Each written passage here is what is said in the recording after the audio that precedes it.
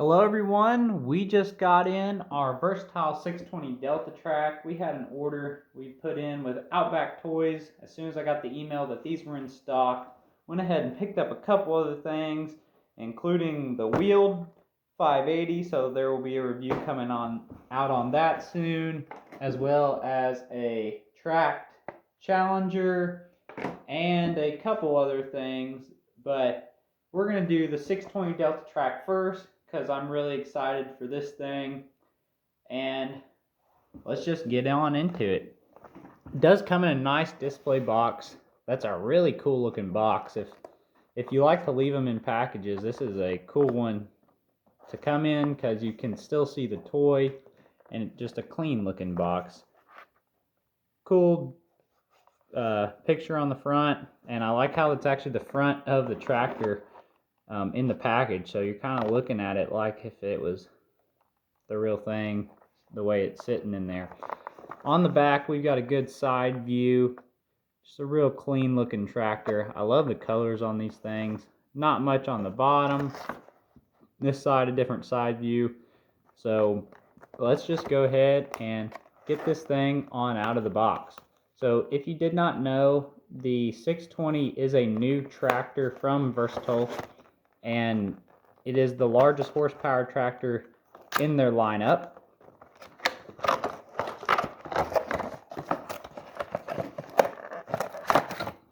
Alrighty, so I'm going to pause it because there's a lot of cutting to do. Alrighty, so got that thing all out of the package, and just going to give you a quick view of it all the way around, and then I'm going to go into just a general review on it, and then I brought out a couple older versatile Delta tracks to kind of give us a little comparison to compare it against.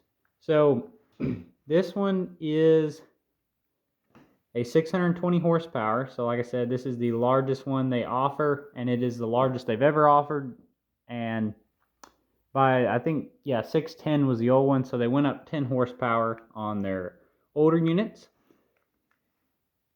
So look at this decal, just really crisp and clean decal, shiny red. I love how shiny that hood is, and I love the flat black on the top. Good detail in here. The stairs and stuff, not a ton of detail on that, but they did put a little bit, as you can see. The track, a lot of detail in there. None of it's painted, but a lot of bolts and everything, all that detail is there. Said none of it's painted. Engine detail in there looks pretty good. As well as this side, you can see the exhaust and the air breather pipes running in over here. Really good versatile decal on the side here. That looks cool. We've got our exhaust, air breather. Pretty good looking. Grill is nice texture. Headlights are all really well done. Another versatile decal up there on the nose. Painted the handle here, and I guess that's a latch or something right there. In the cab, pretty basic, honestly. Not too excited about the inside of that cab. Pretty cheap looking, just black plastic. Looks pretty plasticky. They did get the basic shapes of everything, but that's about the extent of it. We've seen a lot better detailed cabs from Ertl. I will say there is like a brake pedal and something else, maybe something in there. You can see some pedals. They don't look super great, but they are there. Cab roof, I've loved the versatile cab roofs. They've always done a good job. They actually paint these roofs instead of like a plastic that's just colored like they do on John Deere's and other stuff. So those always look really good. Really good work lights around the back of that, and then on the front, on the top of our cab. We've got a windshield wiper on the front and on the rear. So that is real clean. And we've got a lot of articulation, which I like to see. Some of these toys, they don't do that as well on, but these they do. So that is really good. Real basic in the back, not a lot of detail on the back half of this tractor. We've just got some painted on lights there. So not a whole lot of detail. Everyone always wants to know with these track ones how well they roll. So this is me not applying any pressure, no rolling whatsoever. But if I push down, it's still not rolling. So yeah, this one's just not, if you're a roll it around type of person, this one's just not gonna roll for you. You can like do this. Maybe if you worked it a little bit, you could loosen it up. Not quite as good rolling as like a Case quad track. They normally roll decent, but this is pretty stiff. But for us, that's okay because we're not gonna be rolling it. We're probably just gonna have it set in somewhere, but I know some people that matters, so I wanna let you know that it does not roll very good. So you may be wondering what is different from the 610 to the 620, or here's even a 550 to the 620. So the 550 was the biggest one they made several years back, and then they changed to this color scheme. The 610 became their biggest, and now they've changed up once again, and they have gone to the 620. So first off, I would just like to say all three of these are almost the same casting. And well, I should say they probably are the exact same casting as far as it goes in the metal part. All the actual die cast on these and the hoods are the same casting. Where they do change these machines up is in the plastic parts that are put on them. So the same casting, I assume, has been used throughout the whole process of making every single one of these units. And what they have changed out is the plastic pieces and accessories like that. And first off, I should probably point out the GPS on these two units was added by us later, so these do not come with that. They come just like this with nothing on them. We just like putting those John Deere GPSs on them just because we think it looks cool, and we'll probably put one on this one too. So anyways, first of all, the exhaust and the air cleaner from the older one is just a different style. Looks totally different. Exhaust is in the front, air cleaner is in the back. The exhaust is pointed forwards.